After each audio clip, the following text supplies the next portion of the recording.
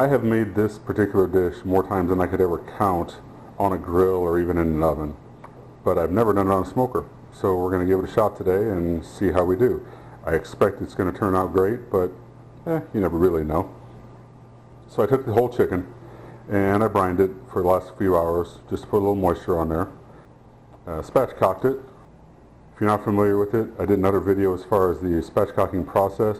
Basically, you're taking the spine out and breaking the breastbone, and it helps the chicken to lay flat, and that makes it cook more evenly and also more quickly.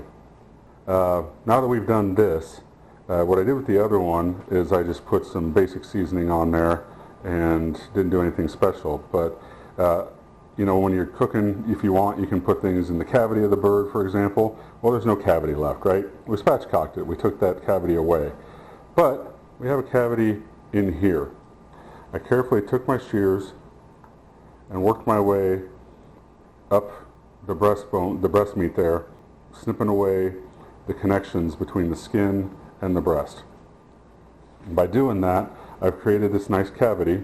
You can see my hand goes up inside there. And so I've got Boursin cheese. If you're not familiar with Boursin, Boursin is a spreadable herb cheese. It goes amazingly well in here. So the concept is we're going to fill the cavity over the breast and over the drums, and then we're going to put some olive oil, salt and pepper on the outside and let it cook. As the cheese softens and melts, it's going to soak into the meat a little bit and give some just amazing, some amazing flavor. So we're going to go ahead and we're going to start working. Gloves are highly recommended because this is a messy thing.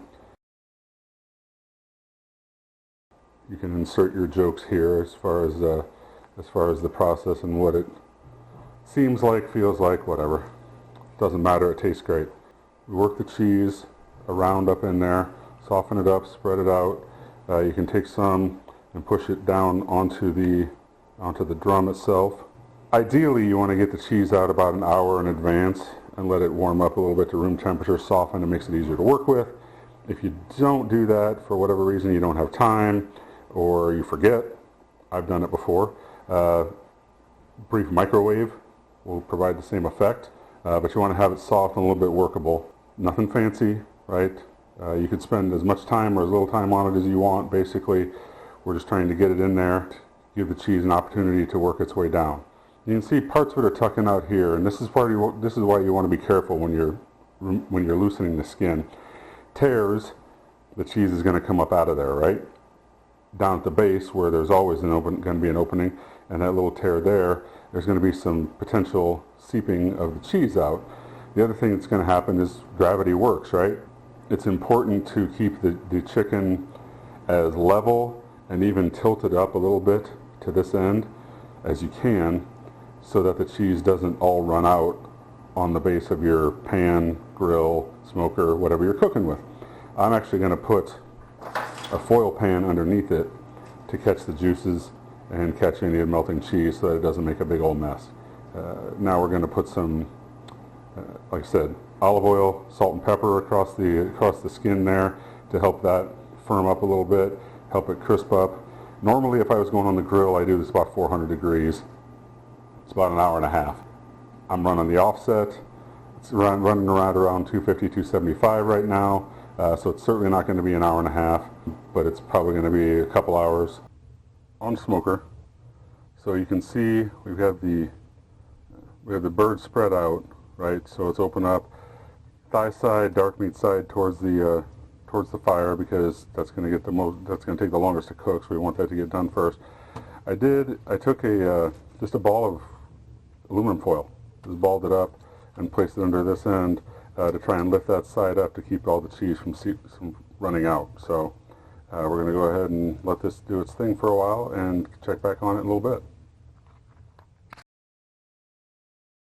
Off the smoker, fresh off the smoker. Loving the color. The foil worked perfectly to hold the end up, as the cheese is all still inside there. The proof of that for me is the drip pan, which had very little in it underneath. Like I said, just off the smoker, so I'm going to let it sit and rest for a little bit, and then we're going to cut in and have dinner. All right, let's take a look and see how it turned out.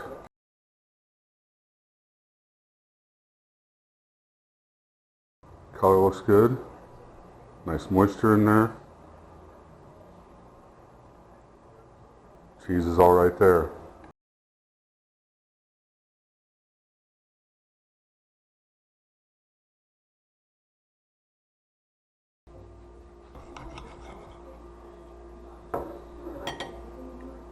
Some nice color on there. Like I said, I've made this a bunch of times on the grill or even in the oven. First time off the smoker, and it tastes great. You got a little smoke flavor coming through there. It's still nice and moist. The brine helped out quite a bit, I'm sure.